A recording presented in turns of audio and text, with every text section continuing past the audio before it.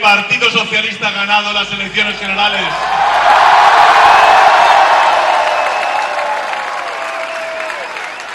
Hemos hecho que pase. Efectivamente estamos ante una situación económica y social gravísima. Mintió cuando dijo que se podía manifestar sin riesgos el 8 de marzo.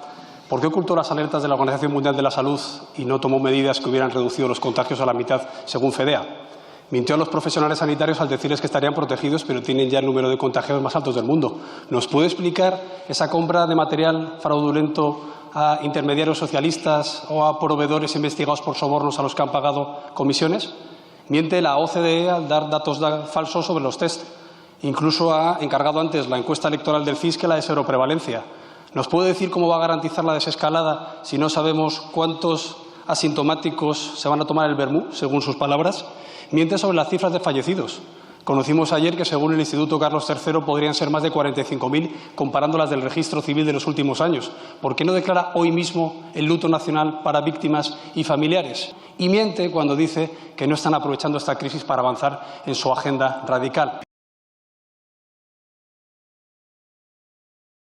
¿Y va a reconocer algún error en la gestión de esa crisis?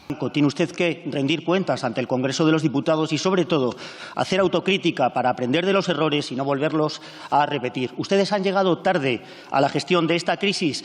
La misma información tenían otros países de nuestro entorno y llegaron antes. Y, sobre todo, desaprovecharon el poder aprovisionarnos de EPIs y de test en su momento.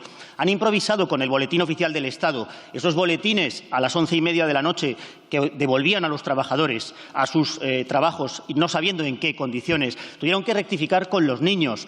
Lo que ha creado usted ha sido preocupación, mucha preocupación. Cambie ya la improvisación por la sensatez, cambie ya la unilateralidad por el consenso, pero sobre todo, señor Sánchez, esté a la altura. Se lo piden los españoles. Hoy usted no está dando la talla.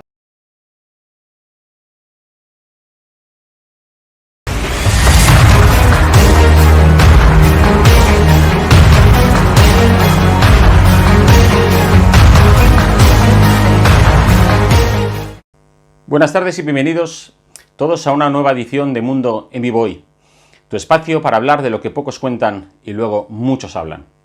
¿Quién nos iba a decir hace un año que íbamos a estar así actualmente? Veamos de nuevo ese gesto. Ese es el aviso de un Sánchez abrumado y avergonzado con todo ese baño de realidad que los partidos de la oposición le ofrecieron. El gesto que le hace a la presidenta del Congreso, Meritxell Batet, para que le corte la palabra a la oposición por excederse del tiempo. Lo nunca visto en una democracia. Cada uno debe asumir aquí su papel. El gobierno no solo gobierna, sino que tiene que administrar y dirigir un país. Eso es lo que es gobernar. Me parece sorprendente, llamativo y poco democrático es que Sánchez o Iglesias se dediquen a perseguir, insultar a los partidos que están en la oposición, que lo que hacen es cumplir con su obligación de controlar y vigilar la actividad del gobierno. Y el gobierno lo que debe es transmitir confianza, informar, proteger y ser respetuoso con la ciudadanía, ¿no creéis? Así como ser leal con cada uno de nosotros.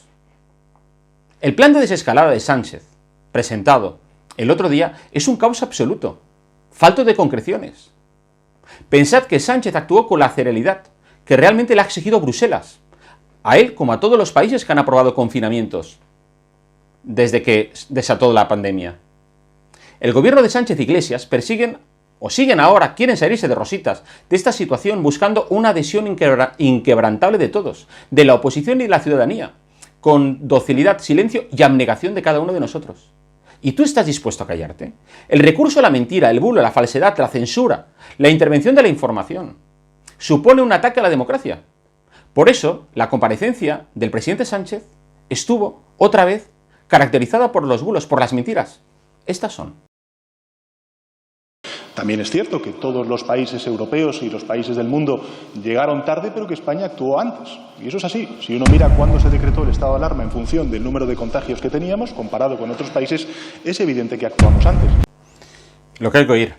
España, desde su primer contagio, tardó 1 mes y medio en aplicar el confinamiento. ¿Quieres saber que otros países impusieron estas medidas más rápidas que España? Luxemburgo, la República Checa, Portugal, Irlanda, Polonia, Croacia, Austria, Eslovenia o la República Eslovaca. es que volvemos a no estar aquí en la Champions. En la gestión del coronavirus, únicamente donde sí estamos, es en la Champions de los bulos oficiales.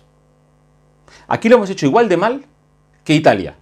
Los dos países que lo han hecho rematadamente mal, pero con una diferencia sustancialmente importante.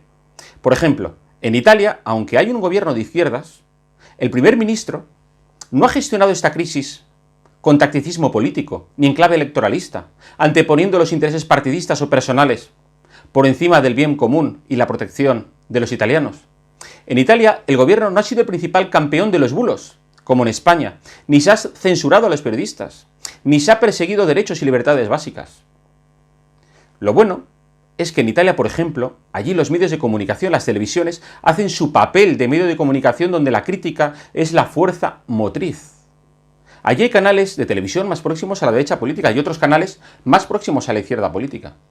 Allí no ocurre lo que aquí, que los medios próximos al gobierno, interesados en criticar a alguien cuando se trata del coronavirus, cogen como muñecos a los que atizar a Trump, a Bolsonaro o a Boris Johnson. Mirad, por ejemplo, este editorial que ayer le dedicaba el periódico El País, el periódico de Prisa, al primer ministro británico. En un editorial titulado Johnson, el doble caos, el periódico de Prisa decía que pocos gobiernos habían actuado bien para meter el dedo en el ojo a Boris Johnson, primer ministro británico, y al que acusa de haber manejado la crisis con un interés partidista. En este editorial perfectamente se podría cambiar el apellido Johnson por el apellido Sánchez. Es increíble. La verdad que todas esas palabras son merecedoras de ir dirigidas, multiplicadas por 10, al presidente del gobierno de España, que no a un mandatario de un país alejado a varios miles de kilómetros de España, si no tenemos en cuenta, por supuesto, a Gibraltar. Porque lo que yo digo siempre, hay países que están gestionando mal el coronavirus, pero yo como español, a quien le exijo responsabilidades, es al presidente de mi país. En otros países, en Bélgica, en Luxemburgo, en Dinamarca, en Suecia, en Italia, que sean los propios ciudadanos. Han sido los periódicos de papel, de izquierdas, más críticos con el gobierno de España, fuera de nuestras fronteras, que los medios de comunicación de izquierdas, de papel, con el gobierno de España. Y eso lo tiene que saber la gente. Saber que cuando va a leer algo, a lo que se atiene. Hasta aquí nuestro programa de hoy. La noticia fatídica también que hemos conocido ha sido el hundimiento del Producto Interior Bruto. Si con, digamos, 2 semanas de confinamiento el Producto Interior Bruto ha caído cerca de un 6%, ¿qué no va a pasar en el segundo trimestre, que llevamos más de un mes paralizados, contando el mes de abril y lo que venga ahora de mayo y parte de junio? Ha sido un placer estar aquí con todos vosotros. Os espero el próximo domingo a la misma hora, aquí en Mundo en Vivo Hoy. Hasta luego.